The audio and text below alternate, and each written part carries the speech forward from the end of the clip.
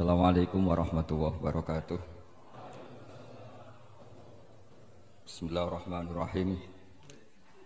Allahumma sholli wa sallim ala sayyidina maulana Muhammadin wa ala alihi wa sahbihi asma'in amma ba'du. Sedanten keluarga besar Peloso ingkang sangat kula hormati. Utamanipun Kiai Haji Zainuddin Jazuli, Kiai Haji Nurul Huda, Kiai Haji Fuad Ningbat. Ini wonten Gus-Gus, wonten Gus Taif, Gus Fahim, Gus Makmun, wonten Mbah Kawula Gus Kausar. Ini yang saya agak kecewa itu moderatornya itu berusaha guyon karena takut tak suruh baca Fathul Wahhab. Jadi guyon itu ada dua, guyon yang memang sudah selesai seriusnya. Saya pernah diceritain Mbah Mun, kata Mbah Mun, Kiai maca kitab guyon dikritik. Maca kitab kok guyon, terus kata Mbah Mun membela diri. Mergo macane wis iso, mulane iso guyon. Nek ra iso wis runtusen sik. Anda baca kitab ndak bisa, itu bisa guyon apa ndak? Ndak bisa, roh kitab wis meriang. Jadi orang guyon itu bukti alim. Tapi ada juga guyon yang menghindari ngomong serius kayak moderator itu. Jadi ini masalah ya. Terus kecewa saya kedua, saya itu ngira Santri Proso itu katanya terkenal khusuk-khusuk, adabnya bagus. Ternyata ada percontohan yang enggak bagus. Di depan para gus-gusnya guyon. Jadi ini kekecewaan saya yang kedua.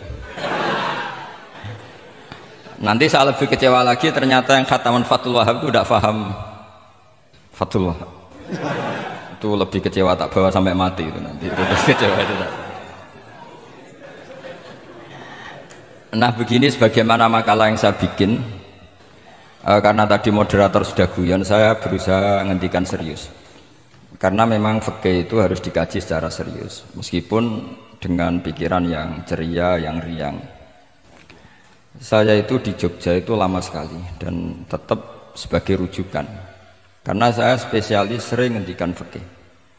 Saya dulu musyawarah ya seperti urutan di Peloso, mulai takrib, mu'in, tapi di sana langsung mahalli. Karena Fathul Wahhab gak diajarkan di sawir, di musyawarah. Tapi saya pernah ngaji Mbah Mun Fathul Wahhab. Dan beliau sering berpesan, nak kanggo masyarakat ojo wahab repot, nganggo mahalli saja. Mahalli itu kan Zurrohibin itu yang mensarai minhajud thalibin. Ini bukti bahwa saya ini alim betul, bukan guyon ya dari tidak alim itu. Jadi ini bedanya saya dengan moderator. Nanti kalau nggak percaya diuji di sini di depan.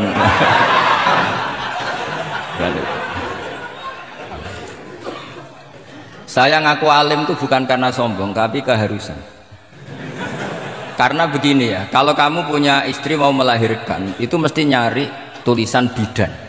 Barokahnya tulisan itu kamu tahu siapa bidan. Kalau kamu gigi sakit pasti cari tulisan dokter gigi.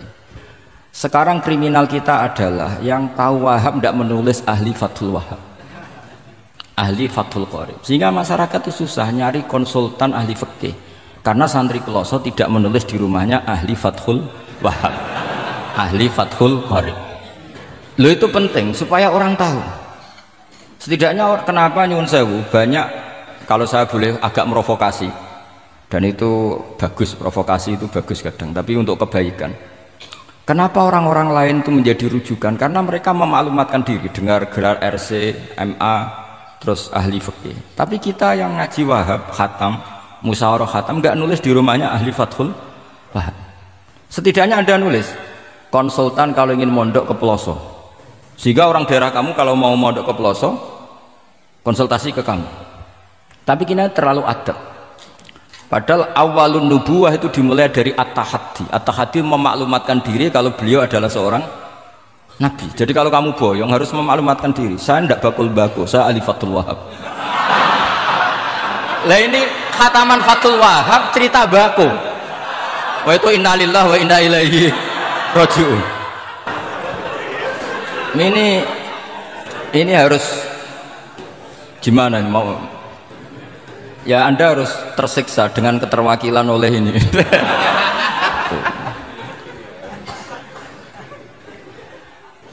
Saya ini baca kitab banyak sekali, termasuk kitab Ithaf. Ketika beliau mensarai Ihya, Mensarai Ihya itu cerita kitab yang saya baca fil fikhi itu dihitung mulai mazhab Syafi'i sampai Hanafi semuanya. Saya baca kitab tasawuf ini jadi memaklumatkan diri. Awal dari nubuah itu memaklumatkan diri. Sehingga orang gampang nyari. Kalau orang bisa nyari bidan, nyari dokter gigi karena tulisan. Kenapa orang kesulitan nyari ahli Fathul Qarib? Kalau kamu ahli konflik tulis saja konsultan spesial cerai karena pengalaman pernah cerai, tulis saja. Kalau ahli jomblo tulis saja ahli perjodohan. Supaya orang tahu keahlian kamu di mana. Saya di Jogja memaklumatkan diri, saya bisa baca Wahab, saya bisa baca Bukhari, saya bisa. Bukan dalam konteks sombong, karena kebutuhan umat yang ingin tatap bu'u asari Rasulullah, mencari-cari asari Rasulullah itu terpenuhi. Yaitu dengan ngaji orang yang ahli. Tunjukkan kalau baca kamu benar dan sebagai solusi umat. Umat ini punya problem banyak. Dan kamu mengajar dengan manhaj yang jadi solusi, yang jadi solutif, yang bisa jadi jalan keluar. Tapi kita enggak, santri itu banyak keluar dari pondok, tapi karena miskin, sudah dari mbahnya bapaknya memang sudah miskin ya. Terus atas nama humol, atas nama ikhlas, terus sering menyembunyikan diri. Menyembunyikan diri, pura-pura ada alim, memang sebetulnya ada alim juga kadang itu. Akhirnya terus orang sampai nggak tahu kalau itu alumni pondok. Tapi ketika ada orang konsultasi sama pihak lain, mereka tersinggung karena kok nggak ke dia? Mau ke dia gimana? Nggak ada tulisannya, nggak ada potongannya. Malah tadi cerita mbakku segala itu kan apa ya? Nah, saya ingin kembali lagi. Saya punya teks hadis yang riwayatnya seperti ini. Meskipun hadis itu misalnya doif, banyak aditnya, banyak penguatnya. Idza zuharatil bid'ah wal fitan. Sebagian ada tambahan wasubba ashabi. Fal yudhiril alim ilmahu. Orang alim harus menampakkan kealimannya. Wa illa fa alaihi la'natullahi wal malaikati wan nasi ajmain. Justru kalau tidak memperlihatkan kealimannya dia kena laknat. Artinya yang sopan-sopan tidak memperlihatkan kefatul wahabannya, maka malah melihatkan kembakuannya. Itu jatahnya fa alaihi la'natullahi wal malaikati wan nasi ajmain. Ya setuju ya? Oke. Pasti kena laknat. Coba betapa tersiksanya Syekh Zakaria Al-An tadi itu mulai ngomong tuh nggak pernah menyebut Syekh Zakaria Al-Ansori. Kayak apa tersiksa? Kitabku dikaji nyebut jenengku era gelem gitu. Padahal Syekh Zakaria Al-Ansori syarat menjadi orang alim seperti dari sekian tarjamah, istilahnya dalam bahasa Arab terbaru itu tarjamah itu Syekhul Islam Syekh Zakaria Al-Ansori. Itu saya pilih yang dari kitab Manhajus Sawi karanya Habib Zain bin Smith. Itu dari sekian manaqib yang saya baca di Sulaiman Al-Jamal di mana-mana paling menarik itu syaratnya jadi orang alim itu dua, punya guru alim, punya murid alim. Karena Anda akan tersiksa, sangat-sangat tersiksa. Ngaji sama gurunya takut disuruh baca, gurunya alim, mau ngorek ya meriang muridnya alim. Itu yang dialami Syekh Zakaria Al-Ansori. Sehingga beliau ngendikan duqiqtu baina hajaro ini. Saya ini ditempa dua batu, cara Jawa digebek dua batu. Mau ngaji ya takut karena gurunya alim alamah yaitu pengarang Fathul Bari Ibnu Hajar Al-Asqalani. Mau mulang ya meriang mergo di murid alim alamah jenis Ibnu Hajar Al-Haytami. Dadi aku sampai ngaji ya persiapan, sampai mulang ya persiapan. Kayak apa susahnya jadi Syekh Zakaria Al-Ansori, mau ngaji setoran ya persiapan, mau ngajar persiapan. Makanya kata Mbah Mun, syarat utama ulama itu harus punya murid alim. Saya pernah didhawuhi bangun, aku mau gak ada anak Gus Najih itu Gus Najih. Saya juga izin jadi kiai, karena syaratnya jadi kiai udah anak alim di murid alim. Izin gak jadi kiai ras sukses juga tak perlu. Makanya saya ketika kecelok alim itu senangnya bukan main beliau, karena terpenuhi status tadi. Nah ini kalau khataman Fathul Wahab terus bakas baku ini roh Kiai Jazuli tersiksa ini gimana? Ini gimana ini sini? Kalau ukurannya kan gampang, moderator kan dipilih yang paling baik, tidaknya ngomongnya lah. Kalau tidak ilmunya ya ngomongnya. Terus Anda terwakili oleh orang yang nggak jelas. Nggak, saya gojlok ini tidak dosa, karena kalau betul saya ini dosa karena ngerasani orang, berarti jadi kafarah dosanya dia. Soal saya kan amalnya sudah banyak, aman lah. Aman, jadi nanti Jadi kalau jatah hasanah saya harus diminta dia, tak kasih aja. Gampang. Masih surplus banyak. Ya masih surplus, masih banyak. Kan orang itu kalau baca Quran satu huruf itu dapat 10 kebaikan. Saya ini hafal Quran, sudah gak terhitung itu sudah. Itu untuk kamu tak saati satu huruf cukup nanti kalau nanti nuntut di akhirat itu tak kasih satu huruf itu cukup. Jadi ya nggak apa-apa, nanti silahkan nuntut nanti di apa akhirat. Tapi kamu lebih saya tuntut. Kamu itu siapa kok nyuruh saya di sini gitu. Tapi dosanya lebih besar lagi itu. Saya teruskan ya, saya cerita yang serius. Syarat jadi orang alim itu punya guru alim, punya murid alim. Karena sebagian dari ilmu itu bukan ditempa guru tapi ditempa murid. Imam Fathul Bari, Sahibu Fathul Bari, yaitu Syekh Ibnu Hajar Al-Asqalani, itu beliau sangat mencintai Nabi Musa justru karena dengan tanda kutip protesnya. Jadi ketika Nabi Musa diajari Nabi Khidir dari awal sudah ngendikan innaka inni ala ilmin, atau innaka dulu ya gak apa-apa, dibalik-balik gak apa-apa karena semua kitab kadang riwayat bil makna. Innaka ala ilmin allamaka wah malam a'lamhu wa inni ala ilmin allamanillah malam ta'lamhu. Kira-kira terjemahan bebasnya, kamu punya ilmu yang diajari Allah saya tidak tahu, saya punya ilmu yang diajari Allah kamu tidak tahu, maka innaka lan tastati'a ma'iya sabra, kamu tidak mungkin bisa menyabari saya, bisa memaklumi saya. Tapi kata Nabi Musa, tidak, saya harus belajar sama anda. Oke, silahkan belajar tapi jangan tanya. Pertanyaannya itu jangan tanya, fala tas'alni, kamu nggak boleh tanya. Kalau kamu ingin jadi murid yang baik nanti jangan tanya, itu dosa. Dengarkan aja. Ya dengarkan saja. Nah, tapi Nabi Musa tetap tanya. Ketika ada kejanggalan secara syariah, Nabi Musa tetap tanya. Dan itu oleh kitab-kitab tasawuf dianggap dengan tanda kutip kesalahannya Nabi Musa. Meskipun mimbabi hasanatil abrar sayyatul muqarrabin. Tapi di kitab fikih itu dipuji sundul langit protesnya Nabi Musa. Jadi di kitab tasawuf disalahkan karena kitab tasawuf pemuja tadi ketertaatan pada guru. Kitab fikih enggak. Ini bukti adallud dalil bahwa Musa itu orang pilihannya Allah. Dia tidak sabar, beliau tidak sabar kalau melihat kemungkaran. Jadi gugatannya Nabi Musa dianggap apa? Sur'atu ghiratihi fillah atau sur'atu ghairatihi fillah. Ada yang baca ghairah, ada yang baca ghirah. Ini karena ngadepi santri Fathul Wahab. Saya terpaksa baca 2 kali. Siji ben ketok alime, nomor loro nak kowe ra iso tak warai, nak maca. Karena dalam kiro asap ya mesti gitu, kalau nggak doikin ya dikin. Karena yang satu cara berpikir masdar itu aslul mustaqot, maka nggak perlu kena harokat munasabah. Jadi saro yasiru sairon, tidak perlu siron.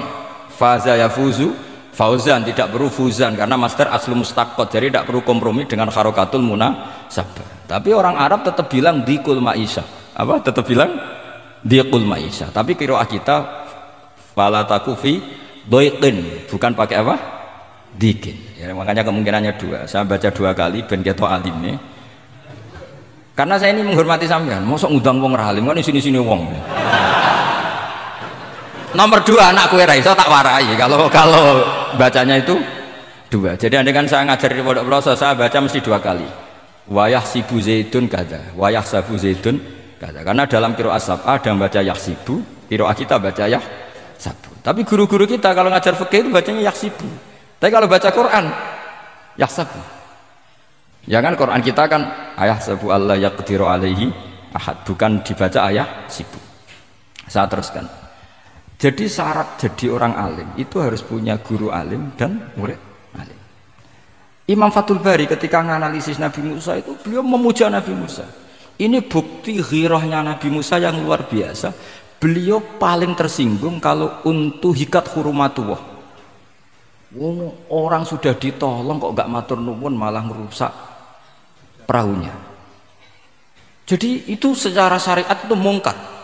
Kalau mungkar ya harus diprotes. Artinya itu sifatu madkhin. Protesnya Nabi Musa itu sifatu madkhin, bukan sifatu dzammin. Itu Ibnu Hajar Al-Asqalani, gurunya Syekh Zakaria Ansari. Ketika orang tasawuf nganggep yang dilakukan Musa itu agak-agak mazmum karena protes sama guru. Pertanyaan saya ke anak-anak Fathul Wahab, kamu milih siapa? Milih partainya Ibnu Hajar Al-Asqalani apa milih partainya orang tasawuf? Selama ini roh potongan sampean milih sing tasawuf.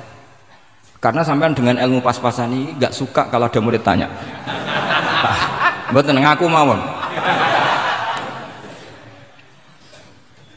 Tapi karena tadi logika syariatnya kata Ibnu Hajar Al-Asqalani, Musa itu kalimullah termasuk ulul azmi, sementara Khidir hanya seorang nabi. Apa yang dilakukan Musa tentu lebih keren karena beliau seorang nabi dan rasul.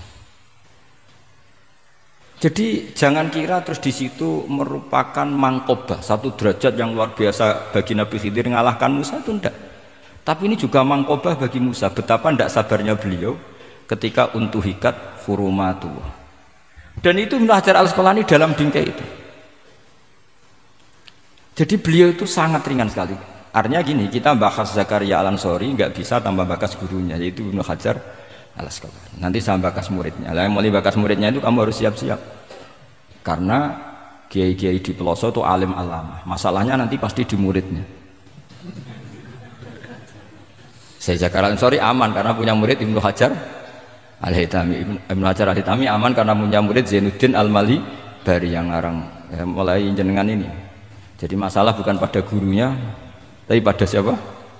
Muridnya. Terus Ibnu Hajar Al-Asqalani itu orang yang luar biasa. Saya pengagum beliau karena saya kalau baca Bukhari pakai pertolongan sarah beliau yaitu Fathul Bari. Itu beliau kalau protes, sukanya memang protes. Beliau itu nakot itu ahli kritik, ahli protes. Beliau termasuk sering kritik Imam Nawawi, kritik orang-orang sebelumnya. Tapi ya dalam konteks kebaikan. Imam Nawawi itu punya sarah namanya Syarhu Muslim Lin Nawawi. Terus beliau punya kitab fikih Minhajut Thalibin yang disadur oleh Syekh Zakaria dari Manhajut Thulab. Yang satu pakai Minhajut Thalibin jamak Mudzakkar Salim, yang satu pakai Manhajut Thulab pakai jamak taksir. Kitab Minhajut Thalibin sendiri dari kitab Muharrar karangan Imam Rafi'i, terpaut sekitar 3 orang sampai ke Imam Rafi'i dari Imam Nawawi. Imam Rafi'i ngarang itu dari Al-Wasid, Al-Basid dan Al-Wajiz karangan Imam Ghazali. Dan itu saya punya. Kitab indukannya Imam Ghazali Nihayatul Matlab fi Dirayatil Mazhab saya juga punya, karangannya Imam siapa? Haromen. Terus sampai Mukhtasarul Muzani.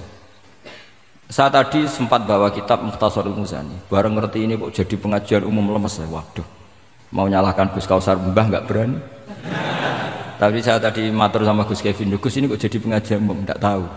Sebenarnya saya ingin anak Wahab saja terus tak marahin terus pulang.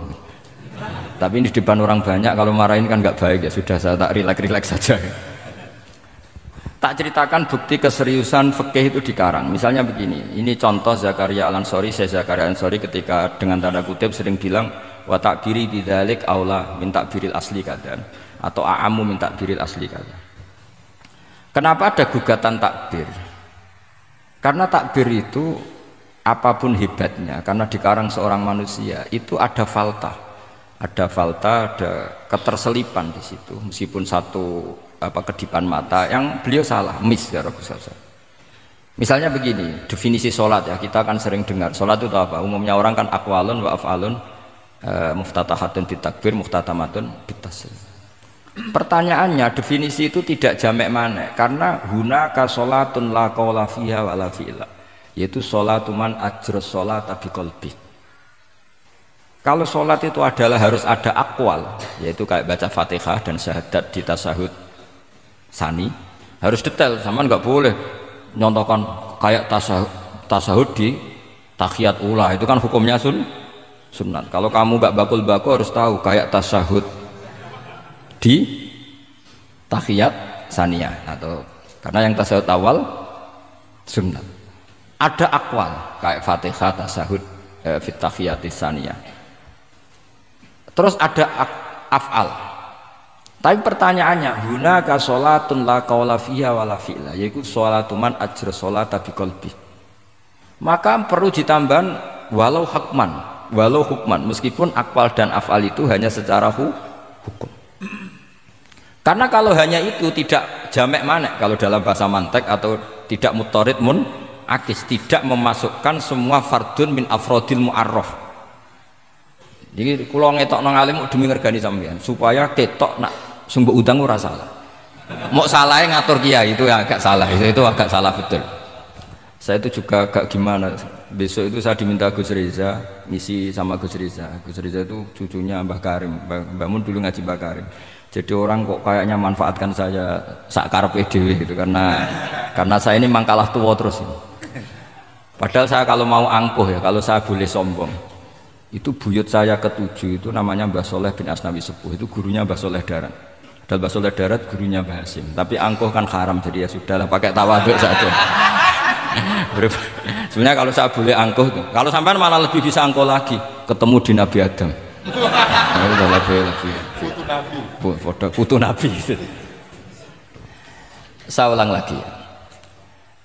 Kalau kamu mengkaji Wahhab secara serius, itu kajilah seperti saya ini. Bahwa hukum itu harus dibenturkan dengan fardul masalah, dengan pengandian masalah.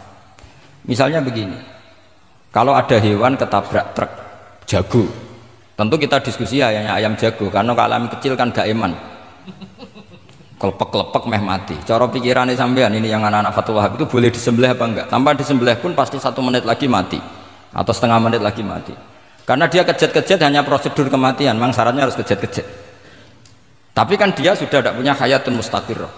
Kalau kamu pas musyawarah Fatul Wahab itu disembelih halal apa haram? Tidak, sampean jawab saja, enggak usah sungkan, enggak usah jawab. Ini ada Gus Makmur, ada Gus Wahim. Halal apa haram? Cara pikirannya Syekh Zakaria Al-Ansori, bajuri itu haram karena dia tidak punya hayatun mustaqirrah. Oke, haram. Karena yang dikatakan penyembelian adalah menghilangkan nyawa karena penyembelian, sementara ini tanpa disembelih sudah mati. Tapi pertanyaannya gini, tapi nanti kalau disisir dari bab tabdzir, masa kewan jago larang mubadzir? Maka menurut mazhab Imam Malik pokoknya keceluk di nyawa, angger keceluk di nyawa disembelih ya halal karena jenenge nyembelih hewan yang masih hidup senajan tau wis kejet. Kamu milih mazhab Maliki apa Syafi'i? Ini ayam jago loh, bukan ayam kecil. Karena kalau yang kecil kan ikhlas, itu kan seperti kepiting, banyak kiai ngaramkan kepiting, yang keberatan banyak karena kepiting besar. Tapi ketika yuyu diharamkan nggak apa-apa, kecil saja. Padahal ilatul hukmi sama, kira-kira kepiting sama yuyu, tahu sama yuyu itu kehidupannya sama nggak, gaya hidupnya sama apa enggak? Sama. Tapi ketika kepiting itu ada perdebatan, yang setuju halal banyak karena iman rasanya. Tapi ketika yuyu dikatakan haram, ada nggak yang protes? Nggak ada, ikhlas semua kayaknya. Ini ahli fikih apa ahli nafsu gitu.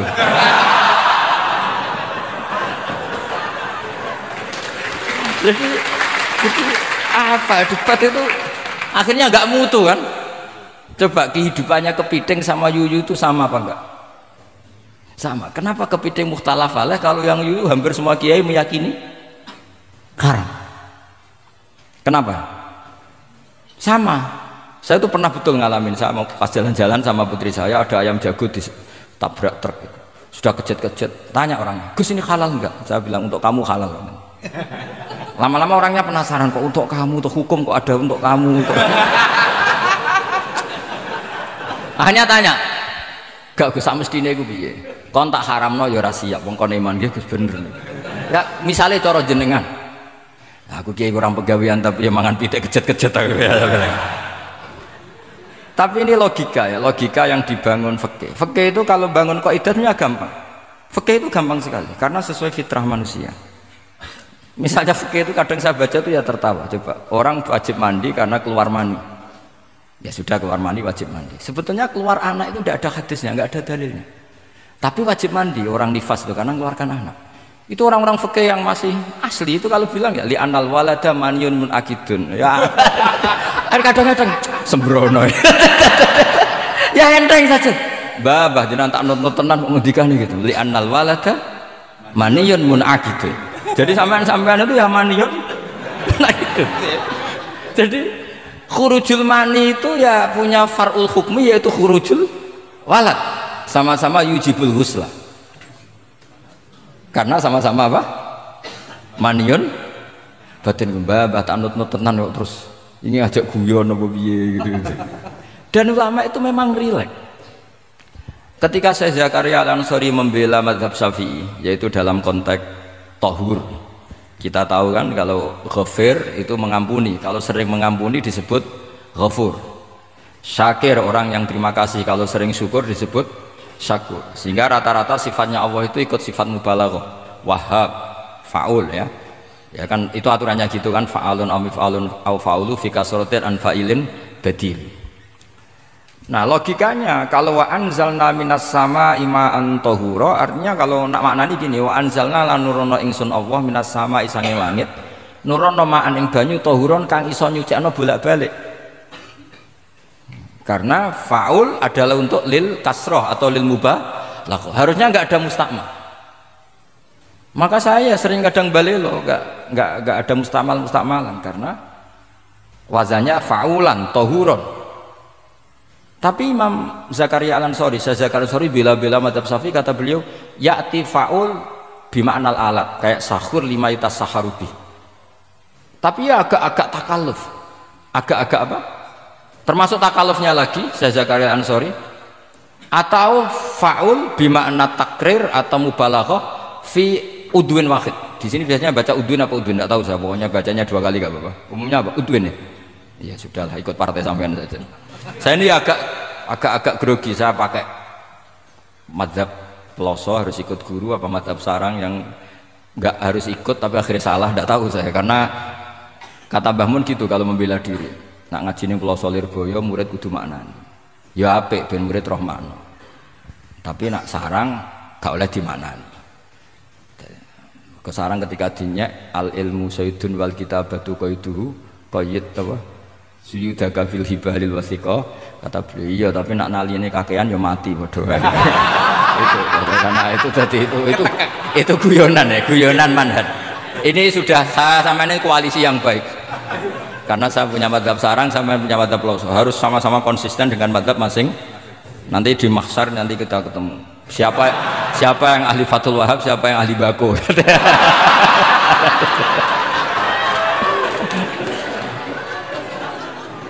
Nah, pikirannya Fathul Wahab kalau sampean khatam betul itu untuk takrir tapi fi udwin wahid, yaitu air yang sudah mensucikan ini misalnya masih bisa mensucikan ini, yang bisa mensucikan asal masih fi udwin wahid. Ya sudah, di situ saja takrirnya atau mubalaghahnya di situ, bukan ke anggota yang lain.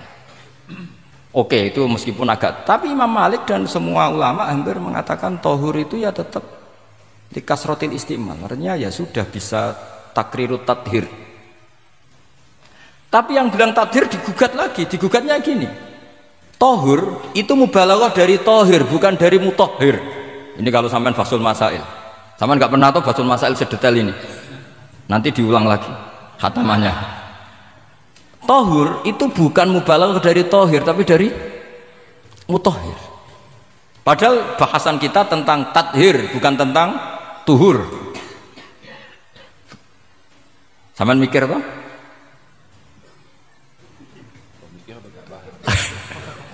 Nggak usah dijawab apa diterangkan? Apa ngaji lagi aja, nggak usah boyong dulu.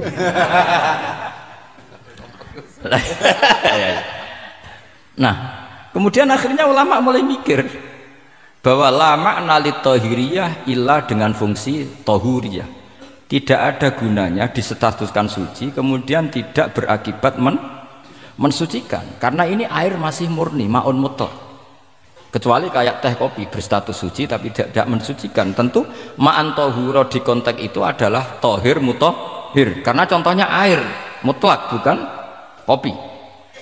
Berarti meskipun tohur itu dari mubalaghah tohir tapi maknanya mutohir, itu perdebatan. Akhirnya apa? Orang itu menjadi cerdas, terutama di era Ibnu Hajar Al-Haytami, karena beliau ahli fikir.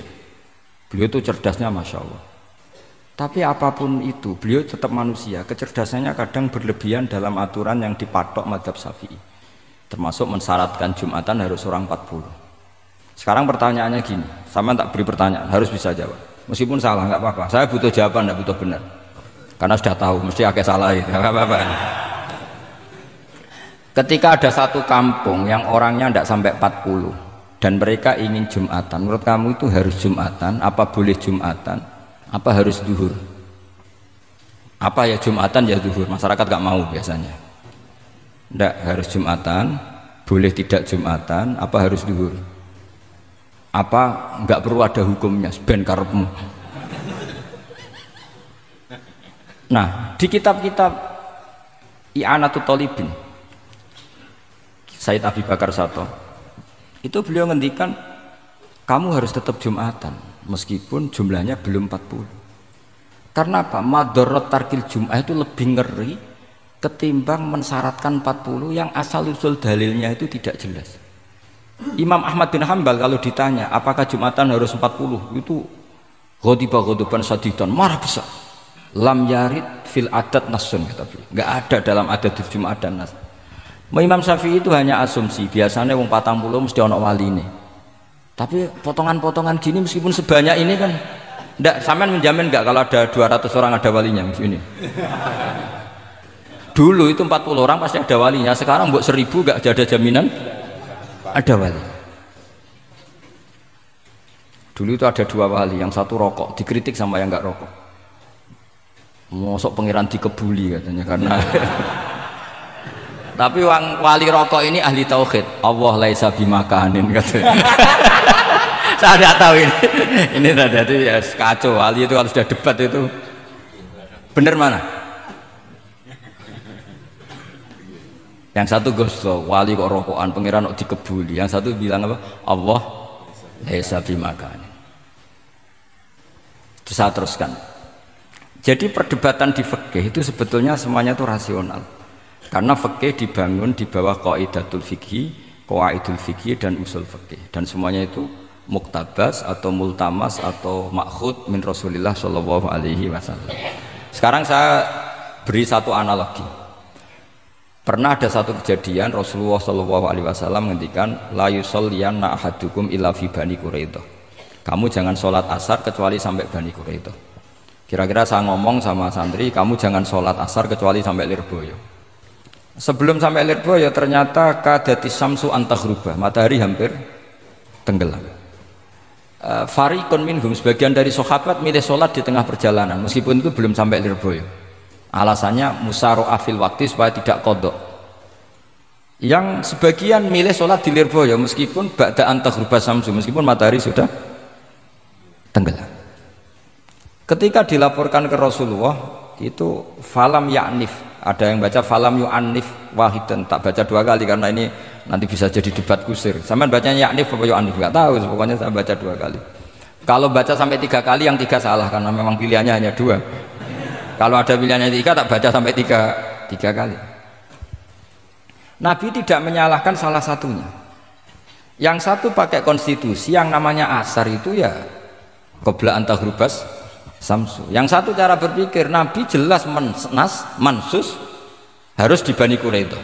Sekarang pertanyaannya, kaidah umum tentang, saya ulang lagi, kaidah umum tentang asar itu qabla ghurubis samsi dilawan nas harus di Bani Quraidah, menang mana? Nas sama kaidah umum. Kira-kira kalau kamu ngaji usul fikih menang nas. Tapi pertanyaannya, nas itu butuh mahal. Tentu boleh seperti itu. Asumsinya Nabi adalah jangan-jangan sampai sana memang belum hurufus samsi. Maka makna yang mesti benar adalah aisariu fil masyi. Kamu harus tergesa-gesa jalannya sehingga potensi menangi asar di Bani Quraidah. Jadi unik. Terus itu difahami pentingnya musaroah fil iktida. Jadi kalau anut Kanjeng Nabi harus musaroah. Nah, musaroah ini pula yang menjadi basis fikih. Makanya ulama dulu kalau ngarang fikih itu gampang sekali. Kalau orang tidak paham, hanya nggak bakat wali. Sebenarnya fikih itu gampang sekali. Bagi yang gampang maksudnya, hamba tidak usah itu.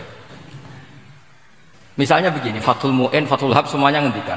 Wa yusannu nasyatun di sholatin. Jadi wa yusannu lan den sunatno apa nasyatun gumregah. Semangat di sholatin karena ngadiri sholat.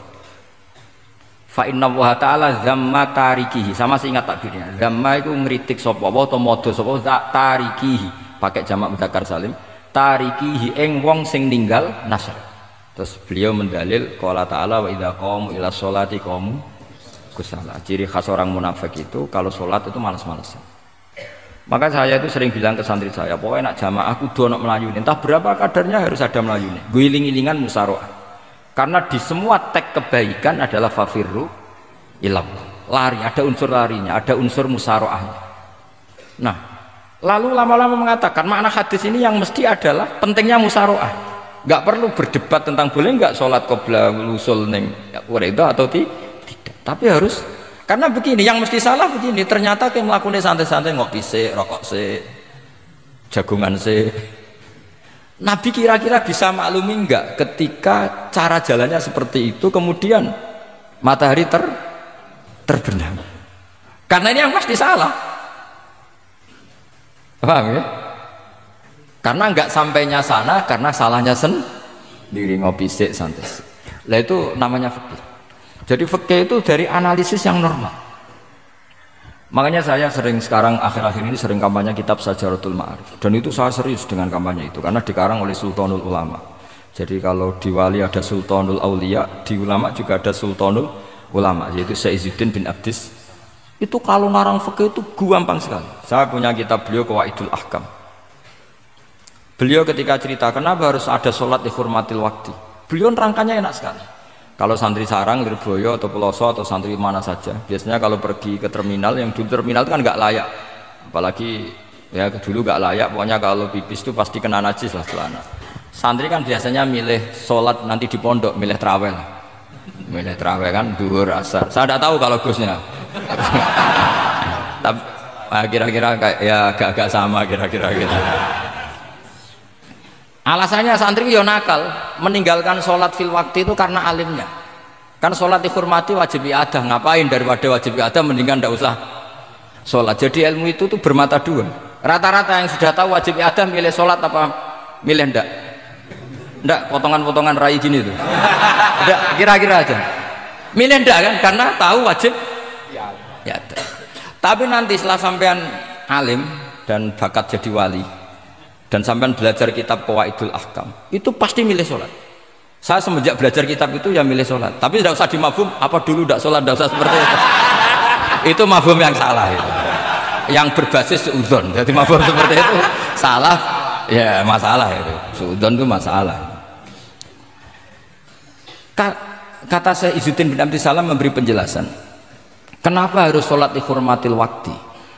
Karena khotorun najasa, bahayanya najis atau ritsun najasa, kotorannya najis itu layafi, kalau dibaca ritsul layafi, dengan pentingnya sholat. Karena butuhnya Allah, butuhnya malaikat, kalau boleh dibahasakan butuh ya dalam ilmu fikih kan dibahasakan gampang saja. Ada orang sujud di waktu yang diwajibkan sujud, sehingga diabaikan syarat salat itu harus toharatul badan wa tasawubi dan wal makan. Kok kira pantas ono waktu salat kemudian la tasjudu fil waqti sajdah. Jadi akhir gampangane wes tetep keren, meskipun kowe salat nganggo najis ora sempurna tetep keren. Piye-piye cara didelok malaikat kok dhuwur wis keceluk sujud, keceluk musolli. Daripada kowe misale asar gak salat alasan celanaku najis, maghrib ora salat. Terus dari malaikat berkhataman wah kok kelakuane ngono kan gitu kan. Karena malaikat itu dulu kok dhuwur. Bablas asar, bablas maghrib, bablas isya. Meskipun sampean punya alasan nanti menisan di rumah atau di pondok. Tapi ini kan melewati waktu yang harusnya ada sujud.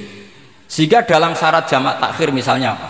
Kamu harus niat akan jamak takhir di waktu sholatil lah, biar ada bedanya tarku karena sembrono dengan tarku yang karena ingin mentakhir. Paham ya? Itu jadi sama-sama fikih, kualitas yang dikarang Sultanul Ulama dengan sing RT itu ya beda. Dan sampean harus baca kitab yang dikarang rajanya ulama supaya kamu tambah pinter. Nanti kalau gak pinter-pinter nanti sowan saya. Tetap gak pinter karena itu jatah. Makanya ada usah sowan ya, nanti gak ngefek juga gitu. Itu Saizuddin bin Abdis Salam. Terus kemudian beliau mengebabkan itu detail sekali, yaitu di Sajaratul Ma'arif dibabkan di bab faslon la yutrakul haqqu li ajlil batil.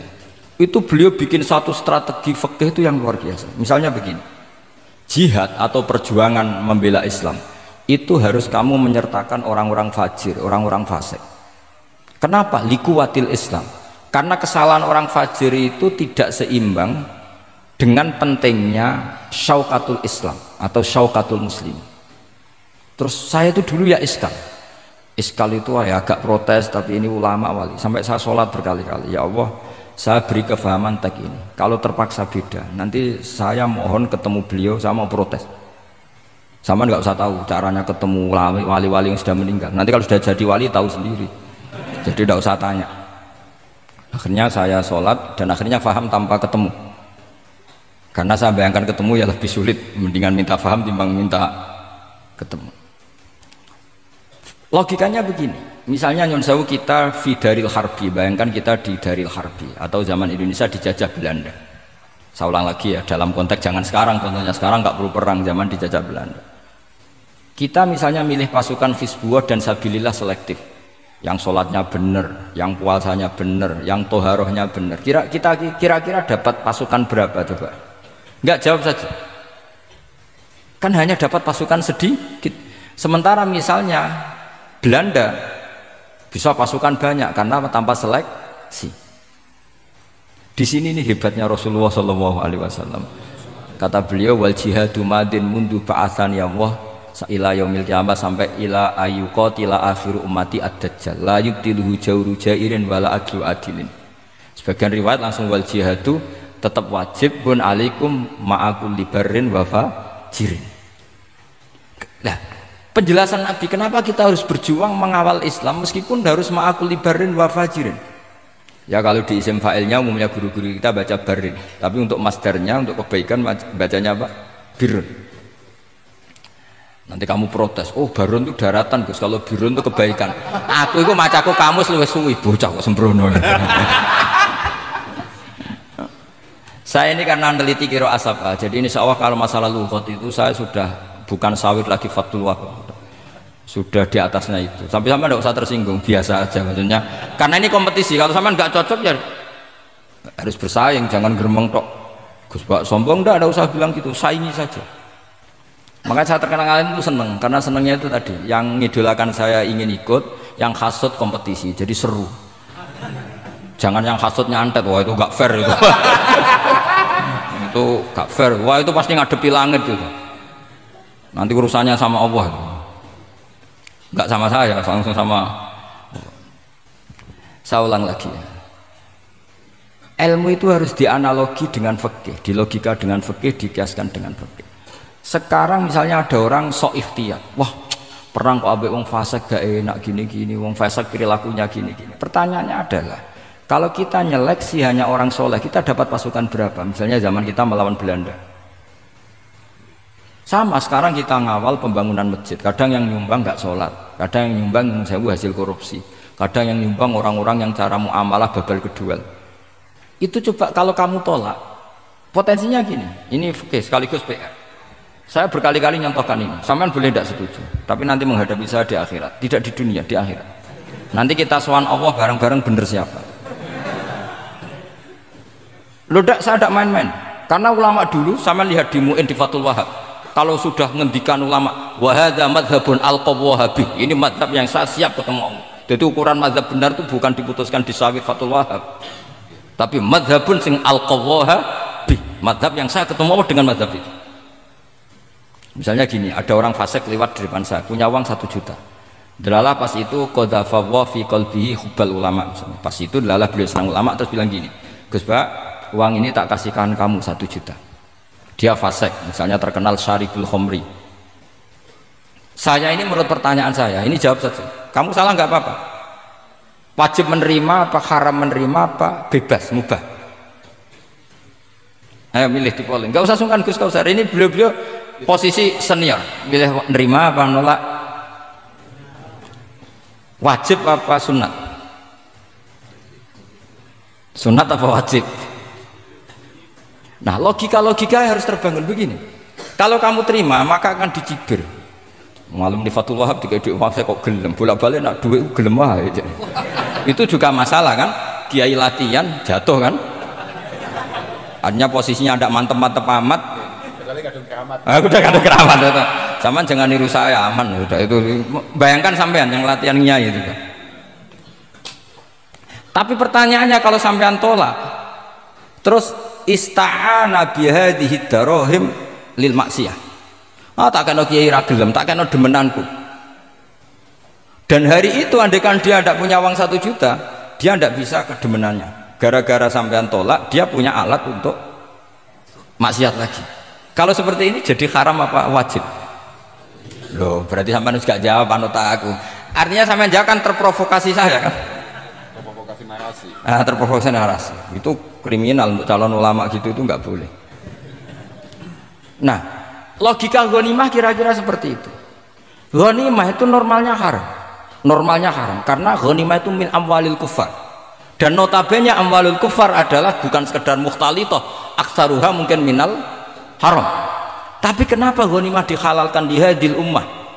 Makanya Nabi ketika ngendikan uqtitu khamsan lam yuqtahunna nabiyyun qabli, termasuk beliau menyebut wa ukhillat li al-ghanaim, termasuk saya 5 hal yang Nabi sebelumnya enggak dikasih, saya dikasih. Di antara beliau nyebut wa ukhillat li al-ghanaim, ghanimah itu halal untuk umatku. Itu kan kenapa Nabi menyebut itu? Karena normalnya ghanimah itu haram karena min amwalil kufar. Tapi kenapa dihalalkan? Saya pernah ditanya seorang dosen, kenapa itu halal? Saya itu kok nggak nyaman. Karena ini jenis orang ikhtiyat. Terus saya bilang gini, andai kan kamu digarong sama garong, kemudian garong itu bawa senpi, bawa pedang. Karena kamu merasa itu tidak milik kamu, monggo kadane jenengan beto malih. Wah ya tidak bisa Gus, nanti dipakai garong lagi sama amwalul kuffar. Andaikan lau aqainahum, andaikan kita kasihkan lagi ke mereka, maka akan dipakai isti'anah, dipakai pertolongan atau alat untuk kekuatan kekafiran mereka. Di sini sirinya kenapa ghanimah menjadi halal. Tapi kenapa Nabi sebelumnya kok dikatakan haram? Karena logikanya memang haram. Itu hebatnya Allah SWT sama para kekasihnya. Ada kekasihnya yang dipilihkan haram, yaitu Nabiun qabla Rasulullah SAW, karena normalnya memang haram. Ada Nabi yang fikihnya lebih dinaikkan lagi, yaitu dihalalkan supaya harta ini tidak dipakai i'anah alal maksi. Sampean milih fikih mana coba? Nah, saya berharap pinternya Khatam Fathul Wahab itu paling enggak sampai seperti ini. Barimu nantang saya enggak apa-apa, tapi nanti ketemu di akhirat. Nah itu fikih. Jadi fikih. Nah, tapi kan iso wae Gus nampani khadzun nafsi lah, itu mulai masalah kan. Makanya yang seperti itu jangan untuk khadzun nafsi, karena kita butuhnya itu nyita supaya ini enggak dipakai kekuatan maksiat. Jebule mbek kon malah ngopi rokokan. Nah, ini orang kan terus curiga, jebule nek ambek duit ya do gelem. Buktikan kalau Anda tidak pakai, kamu terima sebagai penyitaan, tapi Anda tidak pakai. Wah itu hebat. Tapi kalau kamu terima wajib, kemudian kamu pakai poya-poya, wah itu ya fikihnya benar, kelakuannya benar. Nah saya berharap Anda memahami fikih itu sampai seperti saya ini. Syukur-syukur lebih, meskipun ya agak-agak mukhalaf, tapi bisa diperjuangkan itu. Gak apa-apa. Kamu doa di saat istijabah, ya Allah saya ingin mengalahkan Gus Pak, saya ridho dengan doa itu. Tapi tak jamin gak mustajab, karena sudah berbasis ghil, kebencian. Doa yang berbasis hasud pasti tidak mustajab. Jadi makanya saya rela kalau ada kompetitor, karena tadi pasti. Jadi fikih itu gampang. Misalnya begini lagi, saya beri sekian contoh. Di sini tadi saya minta Gus Kevin untuk membawakan Babul Hijrah juz 4 kitab Mahalli. Karena Mahalli itu namanya Kanzur Rohibin sebetulnya, cuma yang ngarang Mahalli lebih terkenal dengan istilah apa? Mahalli. Beliau nyarai kitab Minhajut Thalibin. Imam Mahalli itu senior. Jadi Syekh Zakaria Al-Ansori itu ya beliau sudah menyulap Minhajut Thalibin jadi Manhajut Tulab, tapi beliau ikrar kalau itu awal-awalnya dari Imam Jabah. Nah, sekarang pertanyaannya gini, saya misalnya nempat di Korea Selatan atau di Amerika. Saya sudah punya tanah di sana. Saya ulang lagi, punya tanah di sana, punya komunitas di sana juga saya nggak diperlakukan buruk, bisa sholat, bisa puasa. Hukumnya saya pindah ke Indonesia atau ke Mekah atau kemana saja, hukumnya haram apa boleh? Saya tidak mendapat perlakuan yang macam-macam. Kalau saya disakiti dan dipaksa menjadi kafir, maka wajib hijrah. Kalau nggak ada pemaksaan itu, kira-kira hukumnya gimana? Ada ulama yang mengatakan hukumnya haram hijrah, harumatil hijrah. Karena apa? Li alla yastauliya bitil kalbuqah atau tikal buqah al kufaru. Karena sebetulnya kamu tidak dianggap sekedar pindah ke Indonesia, tapi membiarkan tanah yang dulu kamu pakai sujud, tanah yang dulu kamu pakai sholat, tanah yang sudah menjadi komunitas muslim menjadi komunitas kafir. Berarti dianggap pembiaran. Itu fikih. Jadi fikih itu logikanya sebetulnya normal. Maka seperti ini, saya masih ingat betul pernah didhawuhi Mbah Mun ketika di Madinah. Nak zahire hadis ya, iku Sayyidina Ali iku ya ono salah. Ndak salah loh redaksinya, ono salah. Mergo Nabi sering muji wal Madinatu khairun lahum law kanu ya'lamun. Madinah adalah kota terbaik. Sataftahuna kadza wa kadza, Nabi sampai gitu. Tapi Nabi selalu ngendikan wal Madinah khairul. Tapi Sayyidina Ali tetap pindah ke Irak, Kufah ya, zaman itu terkenalnya istilahnya Kufah karena belum ada istilah Irak. Ke Kufah. Pindah ke Kufah, kemudian beliau menyebarkan Islam di Kufah. Terus punya murid awal namanya Hasan Basri, murid paling sukses. Itu orang-orang Basrah, bukan orang Temanggung, orang Basrah. Itu orang Basrah. Semua riwayat mengatakan itu orang apa? Basrah. Jelas bagul-bagul. Bukan. Itu sangat jauh dari. Nah, karena Hasan Basri murid paling sukses ini pindah ke Basrah, maka ilmu setelah itu Basrah. Sehingga idza ikhtalafatil Kufah wal Basrah quddimatil Basrah. Akhirnya menyebar sampai Baghdad, jadi kubbatul Islam. Orang bisa dikatakan alim kalau sudah dikatakan alim di Baghdad. Termasuk Imam Syafi'i itu ngajinya di Baghdad. Padahal beliau lahirnya di Gaza. Huzza itu kalau sekarang itu apa? Gaza. Askolan itu juga Palestina. Nah, dawe Mbah Mun. Tapi Sayyidina Ali itu wong alim. Saiki nak wong Islam tengok-tengok ning Madinah berarti membiarkan bumi Allah di sana-sana itu tanpa ada Islam. Akhirnya Sayyidina Ali tidak mengikuti dohire hadis. Tentu Nabi Sayyidina Ali pasti mengikuti hadis, tapi hadis wal Madinatu khairul lahum law kanu ya'lamun itu ada konteksnya. Keluar dari Madinah li nasril ilmi itu juga ada konteks.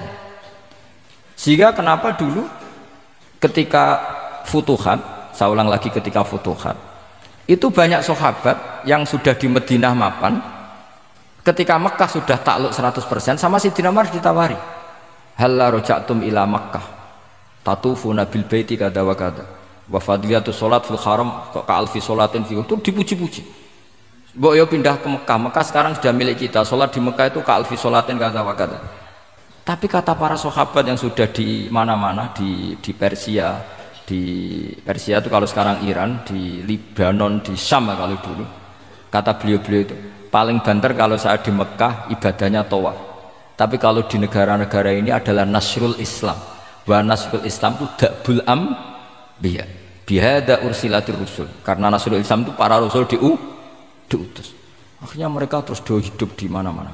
Termasuk muridnya Sayyidina Ali, menurut sebagian cerita terus pindah ke Baros itu. Kemana? Baros. Jadi Islam pertama di Indonesia itu muridnya Sayyidina Ali yang di Sumatera itu.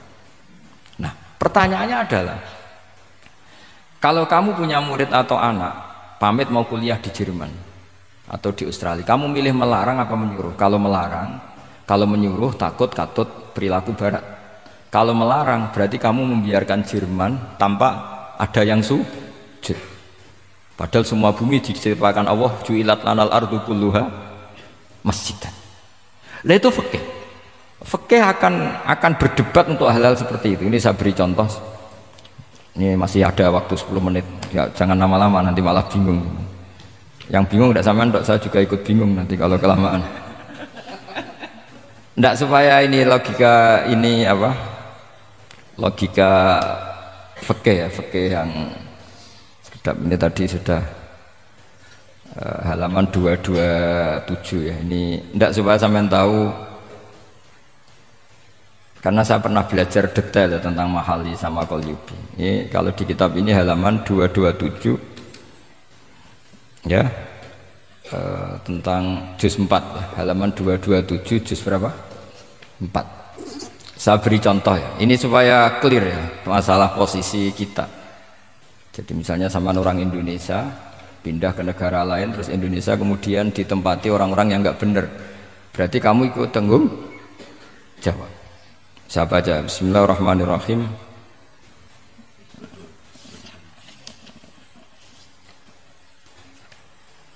Ya, halaman 227 ini barusan tak cari karena halaman kitabnya beda-beda. Bidaril harbi. Terus ada kata-kata fa'in roja madzukira. Roja itu kembali ke kalau seseorang itu bidaril harbi berharap masyarakat situ bisa Islam, bisa dakwah, fa muqamuhu afdal. Saya juga mau baca makom apa mukom. Di sini umumnya baca mukom apa makom. Mukom ya, karena dari mati aqama yuqimu iqamatan, berarti kan mukim. Kalau mukim ya resikonya harus dibaca mukom. Tapi kalau ada yang baca makom ya jangan dimarahin, mas, kasihan. Bakul bakowe bukan bener itu tuh. Fa'in roja madzukira fa muqamuhu afdalu. Au qadara alal i'tizali harumatil hijratu. Umumnya di sini baca harumat atau hurimat? Ya boleh dua ya, boleh harumat, boleh hurimat. Kalau itu masih li alla yastauliyal kufaru ala mahallihi fayasbahu darul kufri.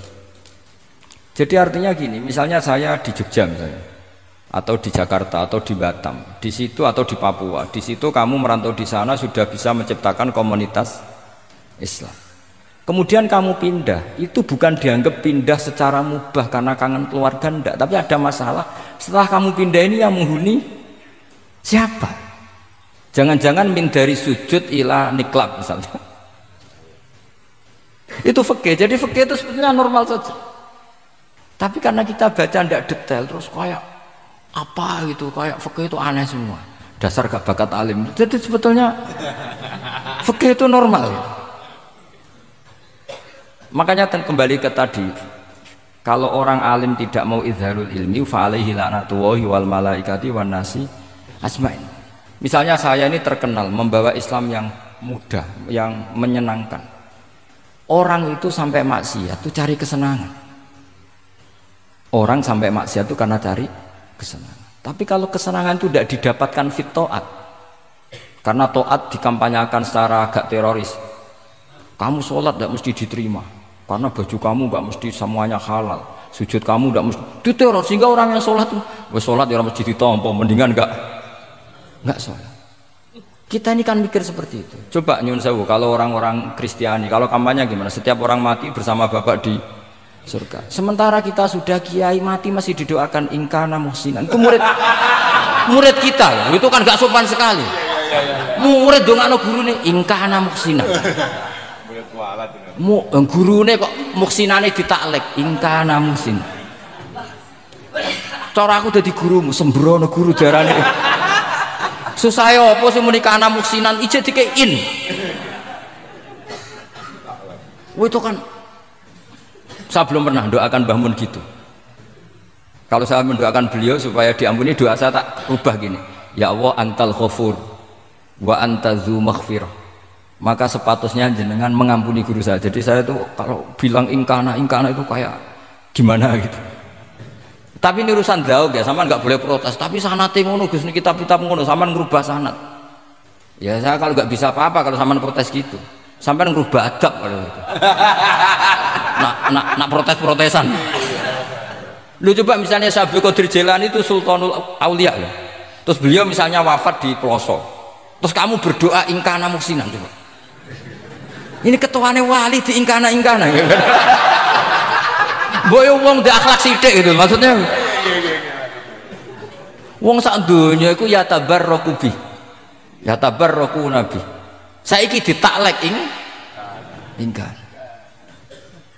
Saya tuh belum pernah doain guru-guru dengan, meskipun saya tahu itu doa yang, karena pilihannya gini, misalnya sampai protes, Gus wong sanate ngono.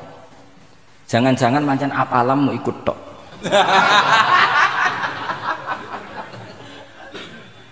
Loh Imam Syafi'i itu kalau doain mayit, ini sekaligus ijazah tapi haram ditiru. Ya tapi ijazah tapi haram ditiru. Imam Syafi'i itu pernah ngecewakan seseorang karena beliau itu idola, ada orang meninggal beliau diminta rawuh. Doanya hanya gini tok, ya Allah, engkau itu tetap menjadi Tuhan meskipun tidak menyiksa orang ini. Jadi menyiksa orang ini tidak kebutuhan engkau.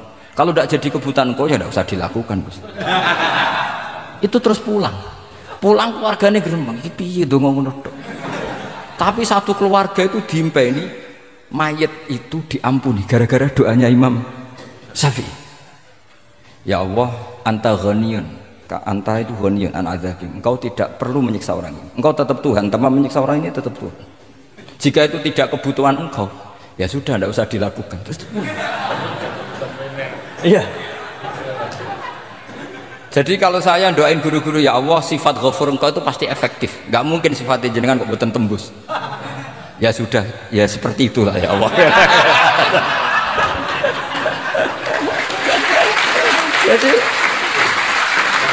Jadi itu urusan daun, sampean nggak boleh protes. Gus Pak kok ngawur istiadat itu bukan ngawur, saya ini orang waras. Punya rasa takzim sama guru sama para wali. Sementara kamu yang berdasar sanad tadi, jangan-jangan menghafalan kamu hanya itu. Ayo milih mana? Saya bukan bikin ajaran baru, ndak, ini cerita rasa. Cerita apa? Rasa. Dan itu di hadis-hadis gitu. Nabi itu kalau manja sama Allah gitu. Kalau ada orang salah terus kemudian diadzab, kata Nabi, anta akram min ayu adzibahu marroten. Ini di dunia sudah pernah engkau beri sanksi ya Allah. Anta akram min ayu adzibahu marroten. Tapi kalau belum disiksa kemudian dia aman-aman saja di dunia, engkau itu akram, engkau sudah mulia, gak pantas sudah menyelamatkan di dunia, kemudian jenengan dendam di akhirat masih. Jadi masih nyiksa lagi. Itu Nabi itu kalau sedang manja dengan Allah itu akhirnya ya baik semua gitu. Lah saya jenis ulama yang partai itu. Partai itu lah kira-kira seperti itu. Jadi ya, jadi ini relax saja, ini monggo nih tadi sesuai janji saya hanya 10 menit dari sekarang. Saya juga mungkin saya nanti tetap pulang karena saya besok ngajar di setainya Gus Yofur. Mungkin saya itu sudah janji sama istri saya, setelah Yai wafat paling saya ini dibully pernah sepuh itu 2 tahun. Semoga setelah 2 tahun saya naik lebih sepuh. Pakai dalil-dalil yang agak-agak angkuh tadi karena terpaksa. Jadi sekarang ngalah 2 tahun, setelah itu saya pakai sanad yang saya sepuh supaya nggak digekongkonan terus gitu.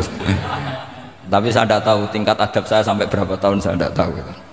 Tapi saya mohon sama yang Musairin Fathul Wahab, ilmu itu dianalisis secara cerdas, ceria dan mudah.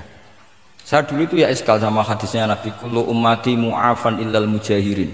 Semua umatku dimaafkan asal ketika dosa itu enggak cerita kalau dosa. Saya dulu jenggat. Orang dosa cerita dosa itu kan kesannya jujur baik gitu. Tapi setelah saya pikir-pikir itu bener Kanjeng Nabi. Misalnya sampean cerita dengan anakmu, ya zaman mondok peloso sering nak marung utang enggak bayar biasa. Ya biasa, sekolah gak munggah. Itu jujur apa mengajarkan? Mengajarkan. Suatu saat anak sampean goblok persis bapak. Maka penting, tidak jaru itu penting. Makanya kata Nabi, semua umatku diampuni kecuali yang cerita-cerita dosanya. Karena dengan cerita itu artinya apa? Misalnya sampean zaman puber pacaran, terus kamu cerita, "Lah aku dhisik untuk ibumu ya pacaran." Oh, tak goncekno ngalor ngidul. Itu jujur, tapi suatu anak kamu pacaran kan alasannya apa? Niru bapak. Tapi nak kamu sok suci, pacaran haram. Oh.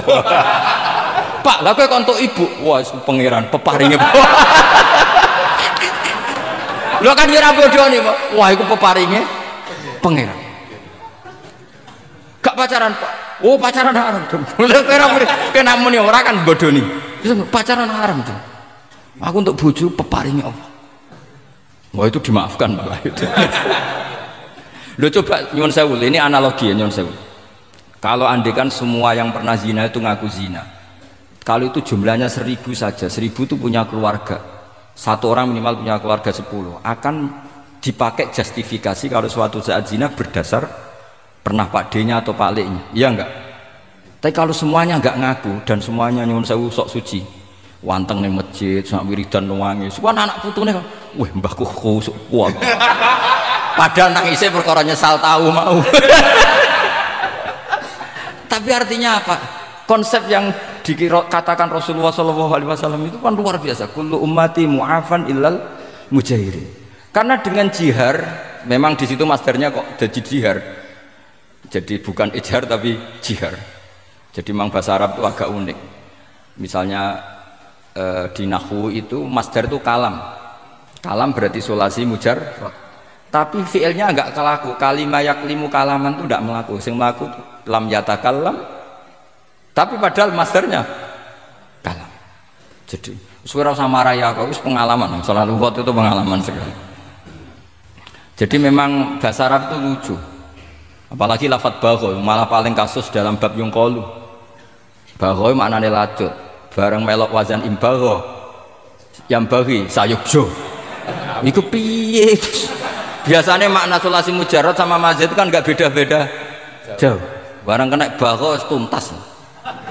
Bagho dadi yang bagi. Mulane takok, yang bagi sulasi mujarrad ya apa? Bagho, Pak. Bagho maknane apa? Jare tiang-tiang lacut, Pak.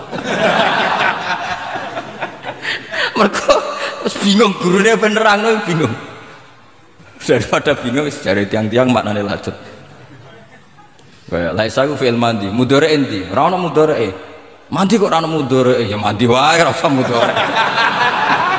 Terus repot bahasa Arab wis repot. Kene ora melok dibahas mau apa coba?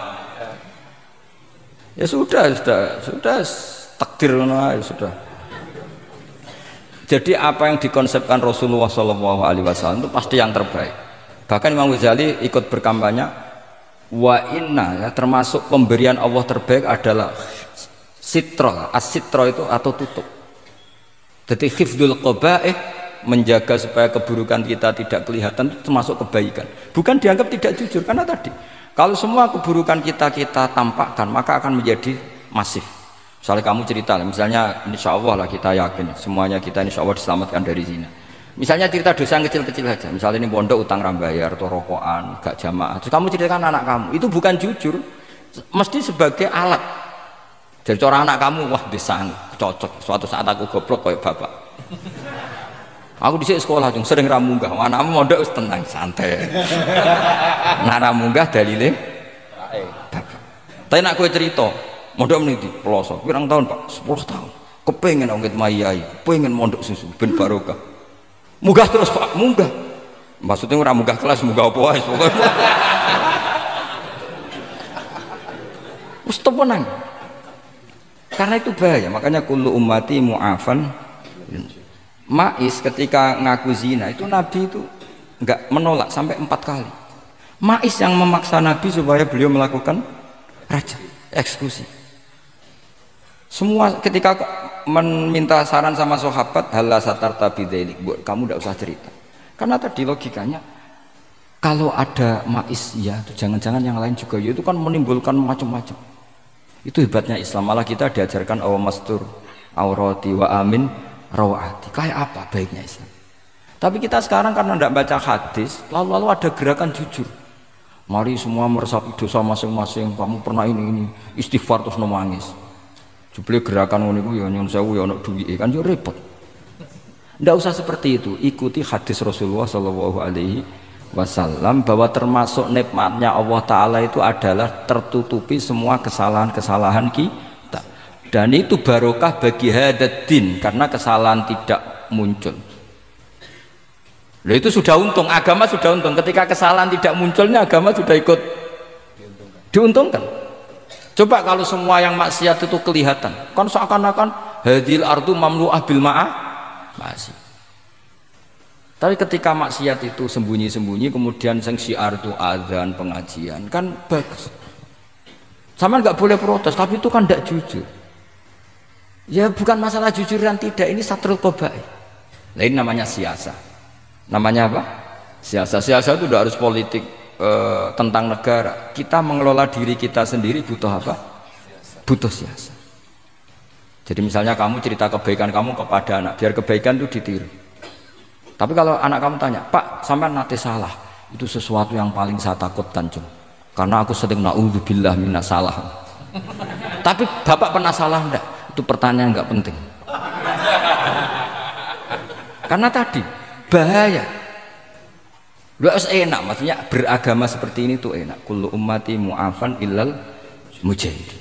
Itu kan luar biasa. Jadi semua umatku itu diampuni asal tidak cerita-cerita. Misalnya gak cerita ke anak, cerita ke teman. Aku udah gendaan, tahu tak ambung. Mesti pikiran kamu, yang pondok is pengurus diberi tahu. Mesti digo. Suatu saat aku nak ngono, awas. Atau nak caiki keamanan, awas kita kandakno kan gitu. Tetap ini menjadi alat maksiat bagi yang lain. Jadi tapi saya dulu itu iskal, kenapa ada hadis seperti itu?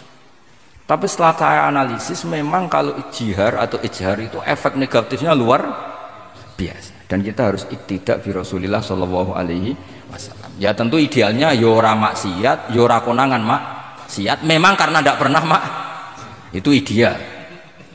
Memang enggak konangan karena tidak pernah melakukan. Ya saya kira demikian. Saya mohon supaya ya tadi ya saya Fathul Wahab dari kitab Manhajut Tullab itu dikarang Zakaria Al-Ansori piyambak Zakaria.